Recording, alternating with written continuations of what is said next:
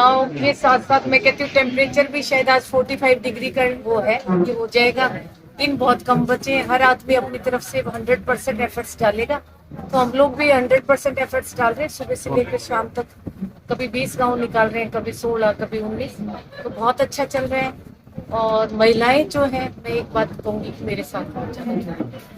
मैंने आपका देखा जितने भी प्रोग्राम, ज्यादातर आप महिला तो हैं लेकिन महिलाओं को संबोधित भी करती हैं, तो क्या जजपा की नजर महिला वोटर्स पे ज्यादा है, जो कि 8 लाख से ज्यादा तो महिला वोटर्स हैं? नहीं, महिला वोटर्स पे नजर की बात नहीं है। मैं पहली बार डबल से जब विधायक बन के गई थी, तो मैं हर जगह ये बात कहती हूँ कि मैंने स्टेज पे देखा है कि धीरे धीरे महिला को जो हम पीछे करते जाते हैं, जो आगे सोफे होते हैं ना, उनमें सिर्फ पार्टी के जो मेन जेंट्स होते हैं हमेशा वो बैठने का काम करते हैं। ये चीज मुझे पहली बार खटकी थी। मैं खुद रैली में बैठी, तो मेरे साथ की सारी महिलाओं को धीरे धीरे पीछे करती मैं एक सिंगल लेडी जीती जो सोफे की। तब मैंने मन में सोचा था कि अगर मैं डबल से विधायक बन के मुझे लोगों ने भेजा, तो मैं महिलाओं के लिए एक ऐसा प्रोग्राम बनाऊंगी जिसपे स्टेज पे सिर्फ महिलाएं बैठेंगी, वही बोलेंगी, वही माइक संभालेगी, वही अरेंजमेंट करेंगे। तब मैंने हरी चूड़ी चौपाल बनाया था। 20 से शुरू होकर 12,000 तक हम लोग पहुंचे थे। और आज भी मुझे ये लगता है कि हमें नारी को, सशक्त है नारी, किसी भी क्षेत्र में कम नहीं है। वो चांद पे जा सकती है तो वो कुछ भी कर सकती है, पर फिर भी मुझे लगता है कि बहुत अभी भी हमें निकाल के महिलाओं को आगे लाना चाहिए।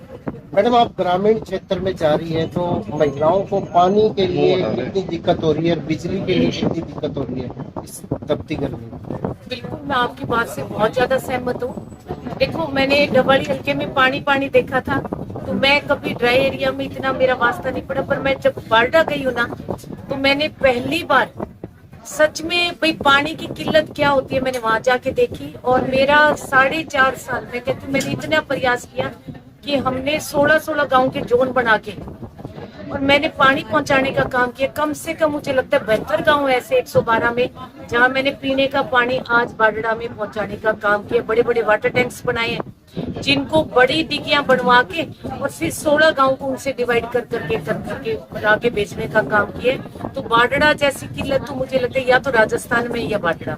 मैडम, उचाना क्षेत्र में जयप्रकाश के समर्थन में आज सांसद ब्रजेंद्र सिंह खुलकर आ रहे हैं, क्या देखते हैं उनकी इससे वोटिंग बढ़ेगी, क्या देखते हैं? वो तो विजेंद्र जी बताए कि ऊपरी मन से आ रहे हैं या अंतरी मन से, उनका मैं कुछ नहीं कह सकती। जो जिस परिवार को मैं कहती हूँ सांसद बनाया है बीजेपी ने, 4.5 साल आप सांसद रह के कोई काम ना करके 4.5 साल, उनकी तो ग्रांट ऐसे लैप्स हो गई, सारी वापिस गई हुई है। और आज वो अगर कांग्रेस में जाके, और अभी भी वो ड्रामे ही कर रहे हैं बाप बेटा दोनों, कभी कहते हैं हमें जेपी बुलाने नहीं आ रहा, कभी कुछ, तो वो उनका आपस का है। मुझे नहीं मालूम कि कहीं वो दोबारा बीजेपी का चोला ना पहन के खड़ा हो जाए। आप किससे टक्कर मानते हैं? टक्कर देखो, 4 प्रतिद्वंदी खड़े होंगे, एक जीतना है, बाकी 3 ने तो हारना ही है। पर खुद की मैं तो कहती हूँ अपने आप से एक टक्कर है। सुबह संकल्प जीत का लेकर निकलते हैं, शाम तक काम करें, लोगों के बीच में रहो, वोट मांगो, यही जीत है। मैडम, क्या इस तरह की चर्चा आपके सामने भी आती कि मुकाबला बीजेपी और कांग्रेस में? देखो, हर आदमी कहेगा कि मुकाबला हमारे बीच में है। मैं कहूंगी कि मेरे में जो रणजीत जी में, कोई कहेगा रणजीत जी में और जेपी में। जब खड़े होते हैं ना, तो 4 में से मैं बार बार कहती हूँ कि एक नहीं जीत के जाना है, पर तीनों खड़ा ही किस लिए हो? अगर आप कहते मन के हारे हारे, मन के जीते जीत, मन में संकल्प रखो, राजनीति है, जो होना हो जाएगा, बाकी जीत के निकलो सुबह। कुलदीप बिश्नोई ये कहते हैं कि आदमपुर हमारा गढ़ है और हमारा परिवार है, जैसे हम कहेंगे वैसे ही वोट जाएंगे। वो तो फिर इलेक्शन ही, मैं कहती हूँ सर्वसम्मति से क्यों नहीं चुन के देते कुलदीप बिश्नोई को? क्यों एड़ियों के बल वोट मांगते हुए घूमते हैं? अभी पीछे जो इलेक्शन था विधानसभा का बाई इलेक्शन, उनका बेटे भव्य जिसने लड़ा, फिर घर बैठे जीत जाते। क्यों वो घर घर वोट मांगते हुए घूम रहे? आज क्यों भव्य बीजेपी के लिए वोट मांग रहे? फिर तो आदमपुर हल्के में तो कोई खड़ा ही ना हो कभी। ऐसा कुछ नहीं होता। ये जनता जनार्दन है, जिसको सिरमौर बनाना चाहिए बना देगी, जिसको धरातल पे लाना चाहिए नहीं आएगी। मैडम, ये इलेक्शन गारंटियों का इलेक्शन है। कांग्रेस की ओर से गारंटियां दी जा रही है, करोड़ों महिलाओं को लखपति बनाने की भारतीय जनता पार्टी की ओर से गारंटी दी जा रही है। आपकी ओर से कोई आश्वासन, गारंटी? क्योंकि देखो, जननायक जनता पार्टी जो है, प्रतिनिधित्व किया जा चुका है। जननायक जनता पार्टी जो है वो झूठी गारंटियां नहीं देती। मोदी जी ने कहा था कि 15 लाख रुपए लोगों के खातों में आएगी, नंबर 1 झूठी गारंटी। नंबर 2 झूठी गारंटी की 2 करोड़ लोगों को रोजगार दिया, वो झूठी गारंटी। आज राहुल गांधी भी उन्हीं के उस पे कहते हैं कि मैं महिलाओं को 1-1 लाख रुपए दूंगा। अरे भैया तुम कुछ दे तो दो, सिर्फ झूठ बोलने का काम करे। मैं तो कहती हूँ बड़ी पार्टी का सांसद बनाओ ही मत। ये लोग सिर्फ एक बार वोट लेके जाएंगे, बाद में शक्ल नहीं दिखाएंगे लोग कभी भी आप लोगों को। जननायक जनता पार्टी का सांसद बनाओ, नैना चौटाला को बनाओ जो आपके बीच में रहेगी, आपके काम करेगी, महिलाओं के काम करेगी और आपके हकों की लड़ाई जो है वो लोकसभा में जाके। मैडम परसों मुख्यमंत्री जी ने दुष्यंत के लिए एक मैसेज दिया था कि उन्होंने कहा कि हमने तो अगले 6 महीने की भी तैयारी कर ली है। क्या चीज की करनी? विधानसभा चुनाव की प्लानिंग को लेकर हमने उनसे प्रश्न किया था कि दुष्यंत जी किससे? ने मुख्यमंत्री से ही? मुख्यमंत्री जी ने कहा कि हमने तो अगले 6 महीने की भी तैयारी कर ली है, दुष्यंत को बता रहे हैं। वो तो पहले 75 पार जा रहे थे ना तैयारी करके।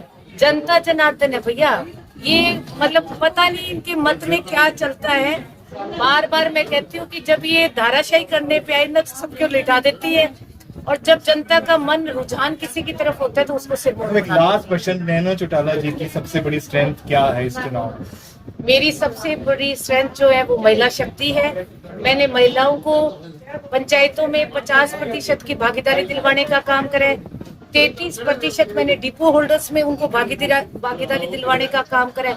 और अगर मैं लोगों ने मुझे लोकसभा भेजा तो मेरा सबसे बड़ा काम जो है वो लोकसभा में बोलकर महिलाओं की शिक्षा, महिलाओं की सुरक्षा, और सबसे बड़ी जब मैं महिलाओं के ग्रामीण अंचल में जाती हूँ उनका स्वास्थ्य जो है वो मेरे लिए सबसे बड़ी चुनौती है।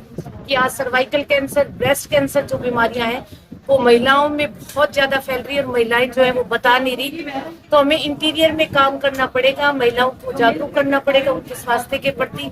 और सबसे बड़ा जो शिक्षा का है, आज 20,000 टीचर्स जो है वो स्कूलों में नहीं है और 4500 टीचर्स जो है वो लेक्चरर्स जो है वो कॉलेज में नहीं है। तो शिक्षा भी बहुत बड़ा मुद्दा है।